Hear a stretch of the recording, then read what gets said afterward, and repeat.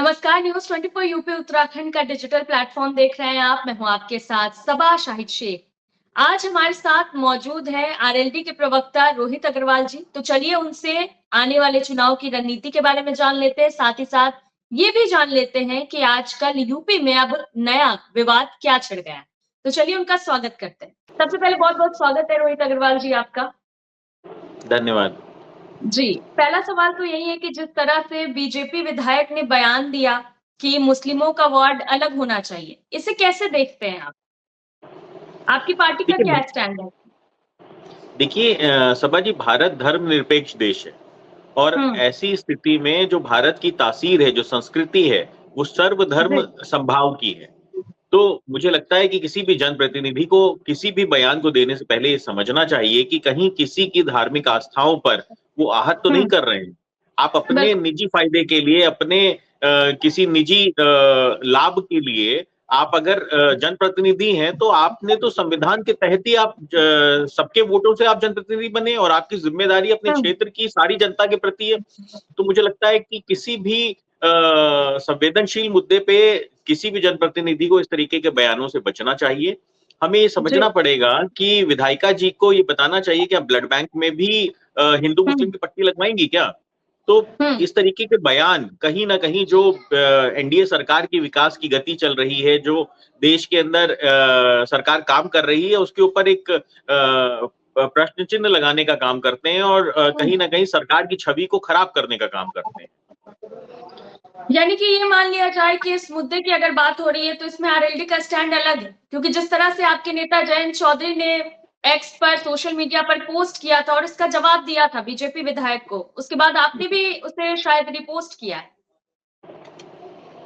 देखिए, माननीय जयंत चौधरी जी निरंतर भाईचारे हुँ, की बात करते हैं और राष्ट्रीय लोकदल भाईचारा जिंदाबाद का नारा देता है। हमने हुँ, हमेशा हिंदू-मुस्लिम एकता के लिए काम किया है।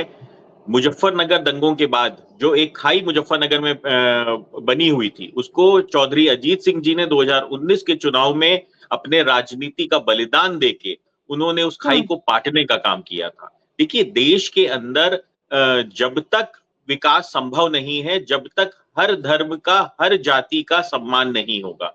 तो हमको और आपको ये समझना पड़ेगा कि सिर्फ़ किसी भी राजनीतिक फ़ायदे के लिए आप जातियों के नाम पे देश के अंदर हुँ, विघटन नहीं कर सकते हैं। जिस तरीके से विपक्ष पीडीए के नाम पे विघटन करने का काम करता है, हमने देखा कुंभ के अंदर। कुंभ तो आदिकाल से चलता चला आ रहा है। तो वहाँ पे हुँ, क्या किसी जाति को रोक थी वहाँ पे डुबकी लगाने के लिए? क्या किसी धर्म को रोक थी वहाँ पे डुबकी लगाने के लिए? सारी जातियों ने, सारे धर्म के लोगों ने साथ में मिलके डुबकी लगाई, एक ही घाट पे डुबकी लगाई। तो ये दिखाता जी, है कि जो उनका पीडीए का नैरेटिव था, वो भी कहीं न कहीं जनता ने नकारने का काम किया। देखिए, देश बहुत आगे बढ़ चुका है। अब वो हुँ, जाति और धर्म के आधार पे बँटना नहीं चाहता है।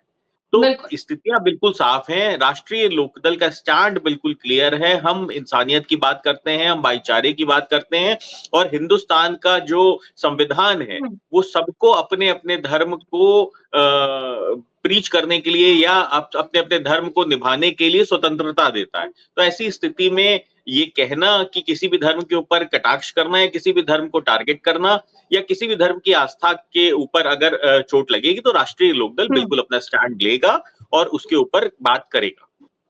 बिल्कुल। अच्छा, अभी एक नया विवाद शुरू हो गया है, होली और रमज़ान को लेकर काफ़ी सियासत गरमा रही है। इसे कैसे देखते हैं आप?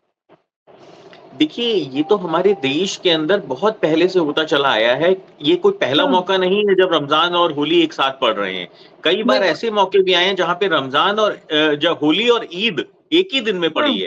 ये तो हुँ, सामाजिक व्यवस्थाएँ हैं और सामाजिक व्यवस्थाओं में जो सामाजिक संगठन हैं, सामाजिक ज़िम्मेदार लोग हैं, वो लोग बैठ के इस चीज़ को निर्णय कर लेते हैं कि कैसे हम एक-दूसरे हुँ, के धर्म को आहत किए बिना इन दोनों त्योहारों को आराम से मना सकें। तो देखिए, अगर किसी होली के दिन अगर जुम्मा पड़ रहा है तो ये सामाजिक व्यवस्था है कि हम कैसे दोनों धर्मों के जो त्योहार हैं या दोनों धर्मों की जो मान्यताएँ हैं, उसको हम हुँ, निभाएँ। तो ये स्थितियाँ बिल्कुल साफ हैं कि हमारे देश के अंदर सामाजिक सौहार्द बहुत मजबूत है। हमारा देश गंगा-जमनी हुँ, तहज़ीब के लिए जाना जाता है। तो इस तरीके की जो चीज़ें हैं, वो कई बार ऐसा हो चुका है। दिवाली और ईद भी कई बार एक साथ पड़ चुकी हैं, दिवाली, होली हुँ, कई बार एक साथ पड़ चुकी हैं। तो ये कोई बहुत बड़ी चीज़ नहीं है। हमें असामाजिक तत्वों से बचना है और इसके लिए पुलिस प्रशासन पूरी तरीके से मुस्तैद है, क्योंकि असामाजिक तत्व ये चाहते हैं कि कहीं ना कहीं देश को, प्रदेश की जनता को दंगे की आग में झोंके, हिंसा करवाएं। उसके लिए हम्म। हमारे जो सामाजिक संगठन है, जो शासन प्रशासन है, उसको मुस्तैद रहना, वो पूरी तरीके से मुस्तैद है। हम आपको आश्वस्त करते हैं कि कोई चिड़िया जी। भी पर नहीं मार पाएगी। असामाजिक तत्वों की जो मंशाएं हैं वो किसी भी तरीके से पूरी नहीं होंगी। जी। अच्छा, अगर चुनाव की बात करें, आने वाले विधानसभा चुनाव की यूपी में, तो कहा जाता है कि बीजेपी हमेशा एक्टिव मोड में रहती है, चुनाव की तैयारियों में ही हमेशा लगी रहती है। तो इस बीच अगर आरएलडी की बात की जाए, तो आरएलडी की क्या तैयारी है? क्या खास रणनीति पे काम करने वाले हैं आप लोग? देखिए, राजनीतिक दल सरकार बनाने के लिए ही संघर्ष करता है और राजनीतिक दल हमेशा अपने दल को मजबूत करने का काम करता है। राष्ट्रीय लोकदल भी अपने संगठन को चुस्त दुरुस्त कर रहा है। हम अपने संगठन की ओवरहॉलिंग कर रहे हैं और ये तो बहुत अच्छी बात है कि अगर आप चुनाव लड़ने के लिए तैयारी करते हैं पहले से, तो विपक्ष को भी इससे सीखना चाहिए, क्योंकि लोकतंत्र के अंदर जितना मजबूत विपक्ष होगा, उतना बेहतर व्यवस्थाएं जनता के लिए सामने आएंगी। तो विपक्ष को भी इससे सीखना चाहिए कि वो 4 साल तक, 4.5 साल तक वो गायब रहता है और एकदम से चुनाव के समय में वो प्रकट हो जाता है, जिसके कारण से फिर उनको जनता नकार देती है, क्योंकि जनता के बीच में हर समय रहना और जनता की समस्याओं को निदान देना, यही राजनीतिक दल का कर्तव्य है, यही राजनीतिक दल का काम है। तो राष्ट्रीय लोकदल भी पूरी तरीके से तैयार है। हमारा संगठन की हम ओवरहॉलिंग कर रहे हैं, मजबूत कर रहे हैं और 2027 में राष्ट्रीय लोकदल जनता के बीच में पूरी मजबूती से जाएगा। और क्योंकि हम सरकार का हिस्सा हैं, हमारी जिम्मेदारियां भी है जनता के प्रति, इसलिए हम उनके जो भी मुद्दे हैं उनको हम एड्रेस करने का काम कर रहे हैं। माननीय जयंत चौधरी जी के कंधे पर स्किल इंडिया का प्रभार है। उसके तहत हम युवाओं को रोजगार दिलवाने के लिए उनको हुनरमंद कर रहे हैं, उनकी रीस्किलिंग कर रहे हैं, ताकि उनको रोजगार भी मिले और जो रोजगार में है उनको उसमें कहीं ना कहीं बढ़ोतरी मिले नई स्किल्स सीख के। तो राष्ट्रीय लोकदल एक जिम्मेदार दल है और हमने हमेशा किसानों की बात की है, चाहे वो गन्ना किसान हो, चाहे वो आलू किसान हो, चाहे वो धान और गेहूं का किसान हो। हम जब हम विपक्ष में थे तो हम सड़कों पे संघर्ष करके जनता की आवाज को सरकार तक पहुंचाते थे, और अब हम सदन के अंदर अपनी बात को रख के और कानून बनवा के हम जनता की सेवा करने का काम कर रहे हैं। बिल्कुल। आपने किसानों की बात कही, तो मेरा आखिरी सवाल आपसे यही है कि आजकल लेकिन ये देखने को मिल रहा है, सुनने को मिल रहा है कि किसान कोई खासा खुश नजर नहीं आ रहे हैं आरएलडी से। कहीं न कहीं देखिए, नाराज मुझे चल रहे लगता है, हाँ, मुझे लगता है हैं। ये भ्रम है, क्योंकि जिस तरीके से राष्ट्रीय लोकदल जब से सरकार का हिस्सा बना है, हमने सबसे पहले देखा कि किस तरीके से प्रधानमंत्री नरेंद्र मोदी जी ने सबसे पहले किसानों का सम्मान करने का काम किया, चौधरी चरण सिंह जी को भारत रत्न देके। ये चौधरी चरण सिंह जी को भारत रत्न जो जो दिया गया, वो सिर्फ चौधरी साहब का सम्मान नहीं था, वो देश के हर किसान का सम्मान था। तो हमने किसानों को सम्मान सरकार ने दिया। उसके बाद निरंतर गन्ना किसानों का जो भुगतान पहले कई कई साल तक पेंडिंग रहता था, आज हमारी पूरी कोशिश रहती है कि उसका निदान करवाया जाए और उसको ज्यादा से ज्यादा भुगतान समय पे हो। और गन्ना किसानों को उनका बेहतर रेट भी दिलवाने के लिए राष्ट्रीय लोकदल निरंतर बात कर रहा है। माननीय मुख्यमंत्री जी से हमारे विधायक और सांसद का पैनल उनसे मिला भी था, और हम सुनिश्चित करते हैं कि 2027 के चुनाव से पहले गन्ने का रेट 400 पार होगा। हम ये आपको आश्वस्त करते हैं। तो राष्ट्रीय लोकदल किसानों के लिए निरंतर संघर्ष कर रहा है और किसानों की भी जो एक आशा है वो माननीय जयंत चौधरी जी से है। उनको पता है कि माननीय जयंत चौधरी जी जब भी अगर सरकार का हिस्सा होंगे तो किसानों के साथ अन्याय नहीं होने देंगे।